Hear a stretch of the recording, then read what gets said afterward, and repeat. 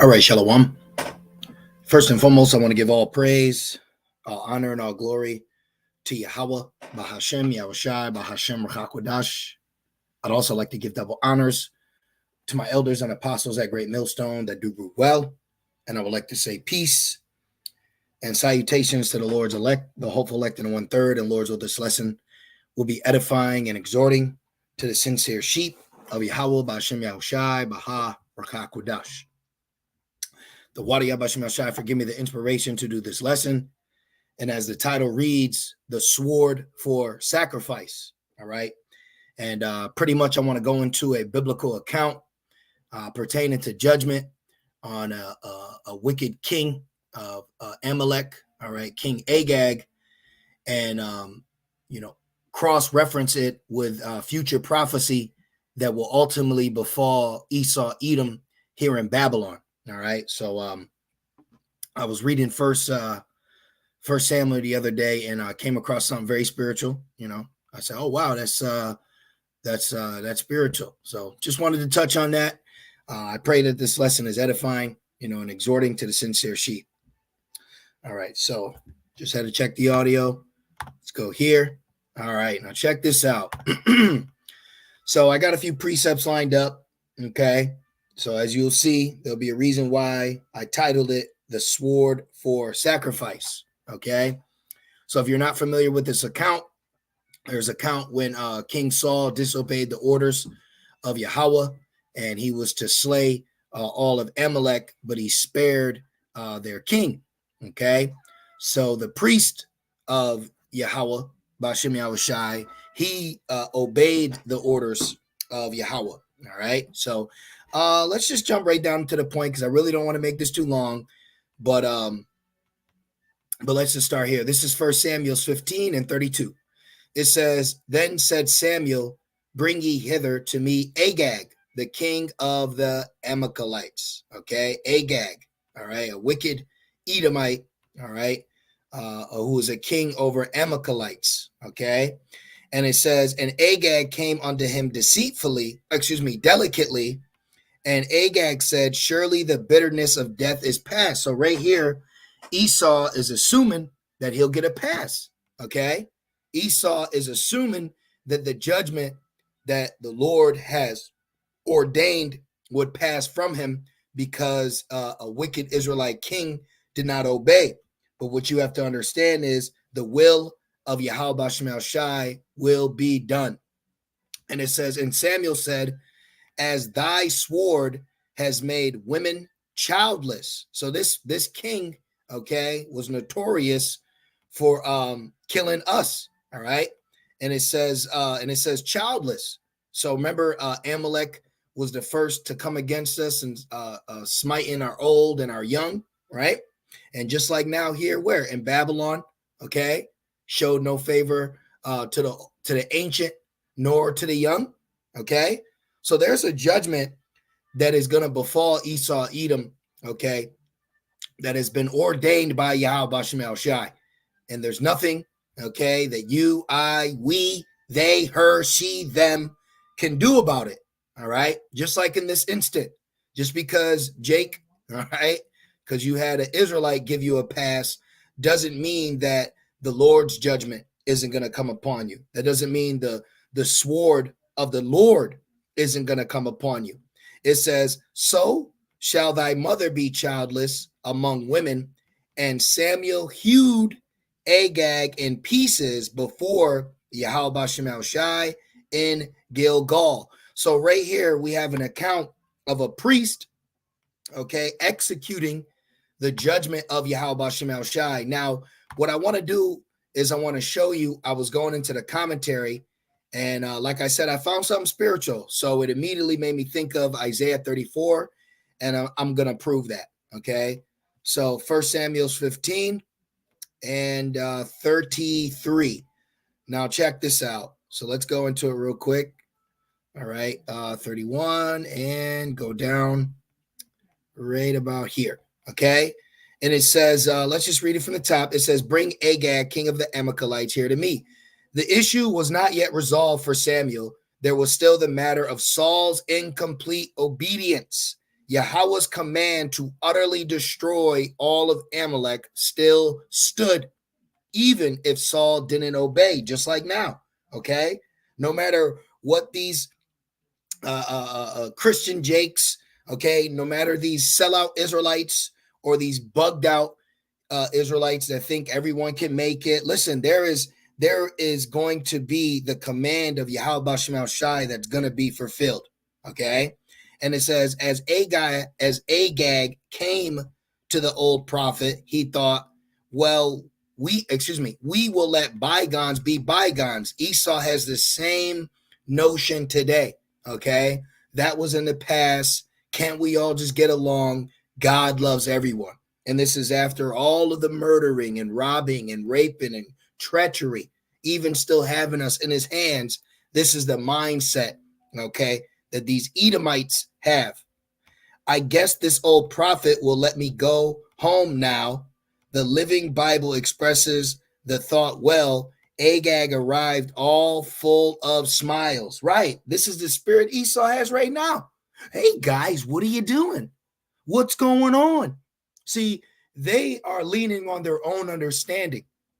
These people have no idea that just because you are feeling like you got the pass right now in Babylon, that the sword of sacrifice is not going to come upon you.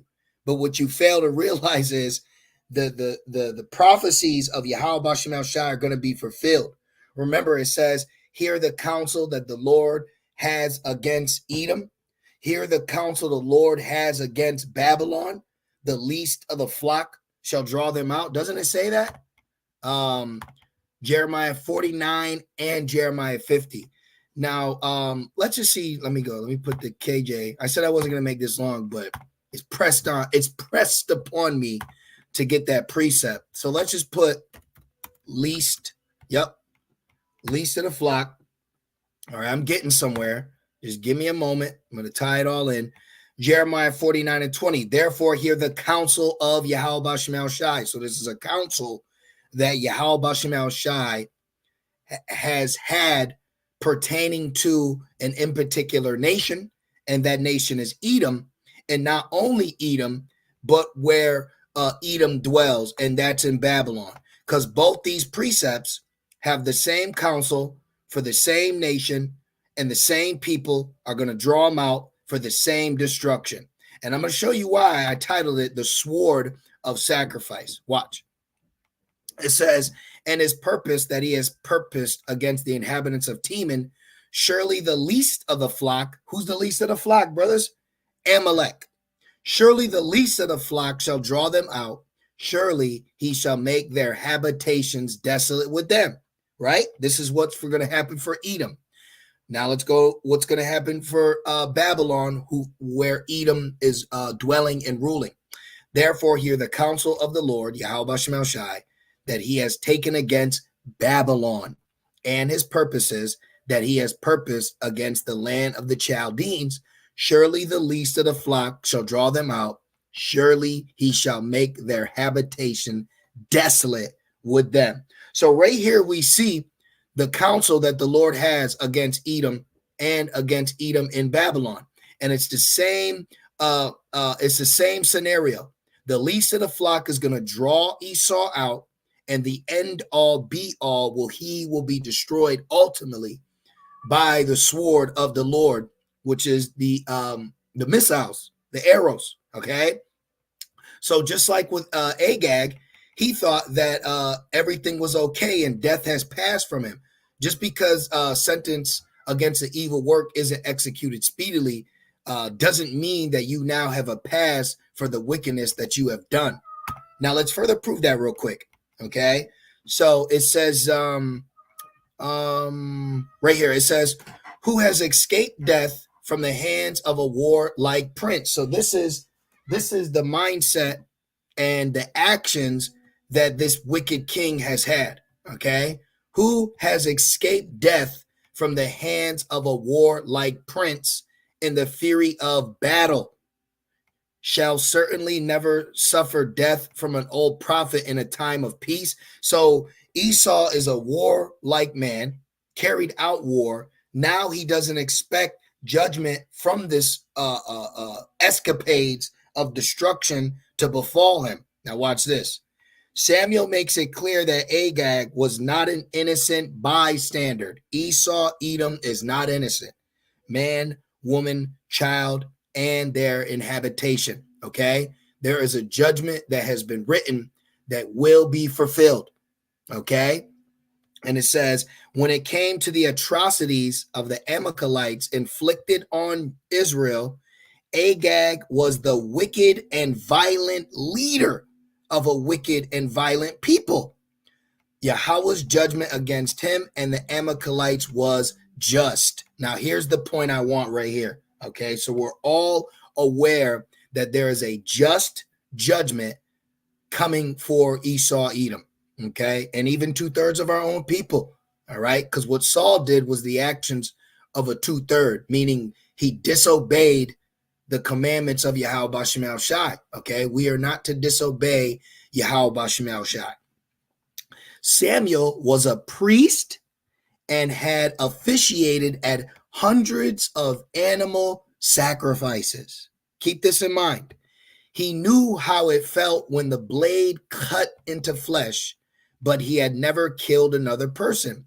Now, without hesitation, this old prophet, just like the prophecies of old, okay, the end was declared from the beginning. This old prophet raises a sword or probably a large knife as he would use in sacrifices and brought it down. Aren't the missiles, all right? Aren't the arrows? Isn't the Lord's sword gonna come down upon Idumea? And brought it down upon this proud, violent king. This is the judgment that has been prophesied against the nation of Edom and Edom in our land. Okay, this is the prophesied judgment. So the same way Samuel, okay, the prophet, slew this wicked Edomite king, okay, is the same way prophecy is going to slew these wicked Edomites in their rulership in days to come. Okay, so if you didn't know, the Levites would cut their sacrifices. Okay, so I found that, I said, wow, that's amazing. They said that Samuel, this is a commentary, of course, but I have a precept as well. But they say that Samuel, when he hacked Agag into pieces, he used a sword or a knife that he would use for sacrifice. So Agag was sacrificed.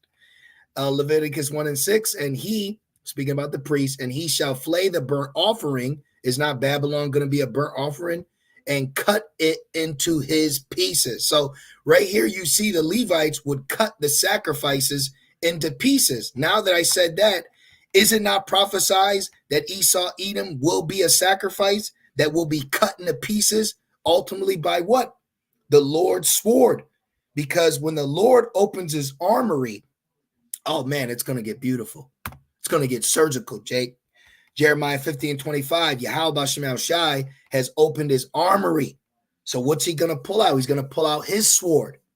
He's going to pull out his sword. And what's the Lord's sword? We should all know that by now. What's the Lord's sword? Okay. The I to the C to the O. Watch the BM. It says, and has brought forth the weapons of his indignation, for this is the work of the Lord power of hosts in the land of the Chaldeans. So the Lord sword or weapons will be used to ultimately destroy Babylon. And Babylon and Edom will be sacrificed. Okay. Isaiah 34:1, come near ye nations to hear, and hearken ye people. Let the earth hear, and all that is therein, the world and all things that come forth of it. Right. And it makes sense for the world to hear, because the world, for the majority, revolves around Babylon and Esau, Edom. Okay. The two major components of Edomites is Esau and Babylon, and Amalek and Ashdod. All right. You see? So there is a sacrifice for Ashdod and a sacrifice in Basra. And where's modern day Basra? right here in Babylon. The same way Samuel sacrificed Agag, right? Right? He would have been pieces. Okay. So the same way he got hewed in pieces by a sword that is used for sacrifice, well, the modern day sword that will be used in the third woe is going to create a sacrifice here in Basra. For the indignation of Yahweh Shemel Shai is upon all nations, and his fury upon all their armies. He has utterly destroyed them.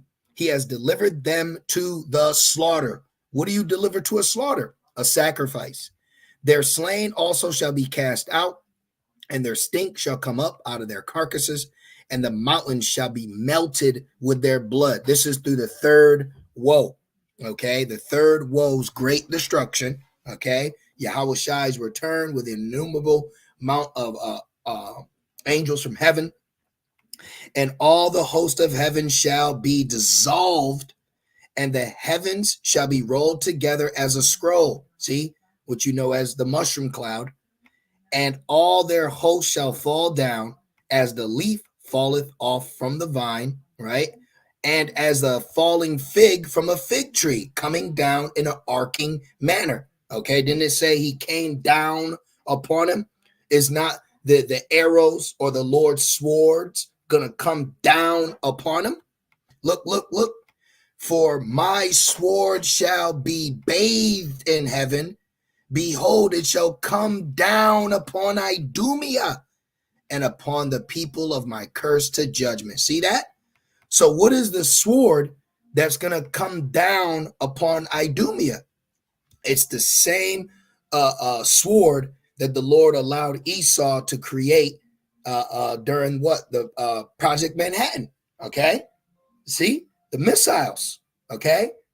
The NUKE. Right? Through the nuclear war. Okay? So the same way Samuel used a sword to cut Amalek, the Lord's going to use his sword to cut Esau and Amalek as well. And watch. The sword of the Lord is filled with blood. It is made fat with fatness, and with the blood of lambs and goats, with the fat of the kidneys of rams. For the Lord has a sacrifice in Basra and a great slaughter in the land of Idumea. You see that? See that? So I found it spiritual when I was reading the account. I said, "Oh wow," because I knew Samuel.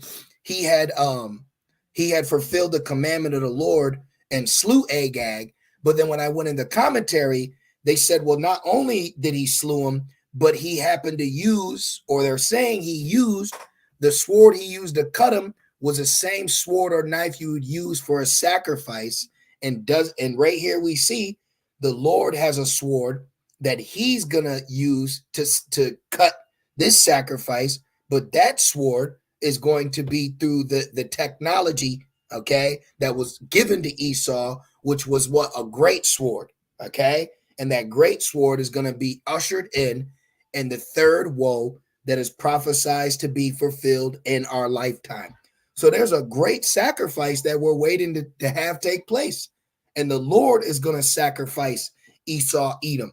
The Lord is going to sacrifice Amalek, just like he commanded for Amalek to be sacrificed back then. And it's going to happen today. It's going to happen in our lifetime, you know, and it's going to be a beautiful thing. It's going to be a pleasing sacrifice to Yahweh Shemel Shai. And it's needed. Okay. It's needed. This sacrifice will appease, you know, the Lord.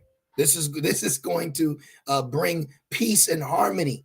All right. Don't we have peace offerings? Well, once Esau is sacrificed in Babylon, will be the offering, the altar, the burnt offering. Hey, we're out of here. You know, we're waiting for prophecy to be fulfilled, and we can see in accounts how the Lord has done this on small scales, and now we're waiting to see it take place on the largest scale. So there's going to be a great multitude. This is going to be a magnificent sacrifice. So I don't want to really go anymore. I just was reading it and I said, oh man, that's spiritual. So, expect prophecy to take place and understand that, this is prophecy before, before we ever knew who we were. This has been laid. Okay. This is going to take place. Okay. And we can't be in the spirit of Saul. Oh, I don't know. No, listen. Okay. So, hey, look, the Lord's sword is going to come down upon Idumea, just like Samuel's sword came down upon that wicked King Agag of the Amalekites. So I'm just going to leave it there. I just want to do a real quick hit. I pray it was edifying and exhorting. Really expect prophecy. Okay, really expect prophecy. Really lock into prophecy. Really understand that we're in the times where it's going to get biblical out here. And you're going to have Israelites in the spirit of Saul, and ultimately they're going to be in a spirit of disobedience, okay? But we got to be in the mindset of Samuel, all right? Meaning we have to understand that the Lord's will is going to be done, okay? Just like how it happened with Agag, right? We read in Isaiah 34. So there's a great sacrifice that's coming in Basra, and now that sword, ultimately what is that great sword that will be unsheathed in World War III. So I'm just going to leave it there. Just want to do a quick hit. So Kala Yabashim Shai Bashim Kakwadash. Double honors to my elders and apostles of Great Millstone that do well. Peace and salutations to the Lord's elect. Shalom.